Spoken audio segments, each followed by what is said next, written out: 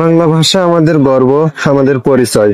1952 সালের ভাষা আন্দোলনের আত্মত্যাগকে শ্রদ্ধা জানাতেই গড়ে উঠেছে দেশের প্রতিটি শহরের শহীদ মিনার। ঠিক তেমনি ঝিনাইদহ শহরের হৃদয়ভূমিতে দাঁড়িয়ে আছে কেন্দ্রীয় শহীদ মিনার, ইতিহাস ও শ্রদ্ধার এক অনন্য প্রতীক। ভাষা আন্দোলনের পর থেকেই ঝিনাইদহের মানুষ একটি স্থায়ী শহীদ মিনারের স্বপ্ন দেখছিল। স্থায়ী মানুষের উদ্যোগে ও মুক্তিযুদ্ধের পরবর্তী প্রজন্মের ভালোবাসায় গড়ে ওঠে এই কেন্দ্রীয় শহীদ মিনার। এটি শুধু পাথর বা ইটের দেয়াল নয়, এটি স্মরণ করিয়ে দেয় আমাদের পূর্বপুরুষদের সেই আত্মত্যাগের কথা, যাদের রক্তে অর্জিত হয়েছে আমাদের মাতৃভাষা বাংলা। ঝিনাইদহ কেন্দ্রীয় শহীদ মিনারের স্থাপত্যে রয়েছে প্রতীকী বার্তা। মাঝখানের বস্তু বড় স্তম্ভটি শহীদদের আত্মত্যাগের উচ্চতা প্রকাশ করে। পাশের ছোট স্তম্ভগুলো ভাষা ও মানবতার প্রতীক। প্রতি বছর 21শে ফেব্রুয়ারি এখানে হাজার মানুষ ফুল দিয়ে ভাষা শহীদদের শ্রদ্ধা জানায়। প্রভাত ফেরির মিছিল, আলপনা, দেশাত্মবোধক গান সব মিলিয়ে এক আবেগঘন পরিবেশ।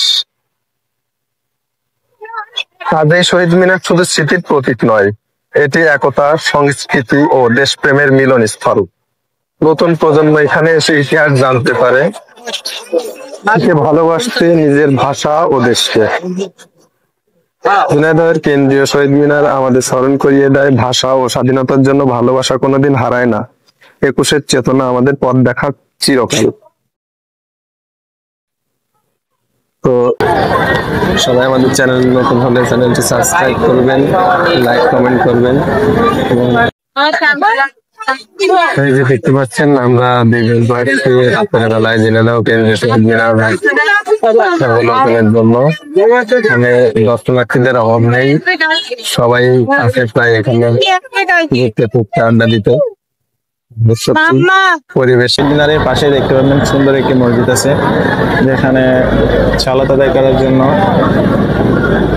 অনেক মুসল্লি আসে। এটা শহীদ মিনারের কেন্দ্রীয় মসজিদ। যেখানে আছে শহীদ মুক্তিযোদ্ধা স্মৃতিসৌধ, পাক জামে মসজিদ। পাশে প্রচুর আছে, ফাস্টফুডের দোকান আছে, দোকানে আপনারা দেখতে পাবেন।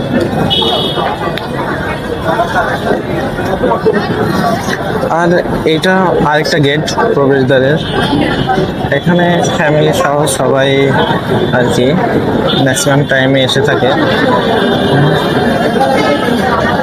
আর এই যে আমাদের সুপারস্টার জালাল, দেখেছো? আসলে সত্যি কথা বলাই যাবে না, বললেই বলবে যে বয়ান দেওয়া যাবে না। এটা শহীদ মিনারের টোটাল সম্পূর্ণ একটা ভিউ।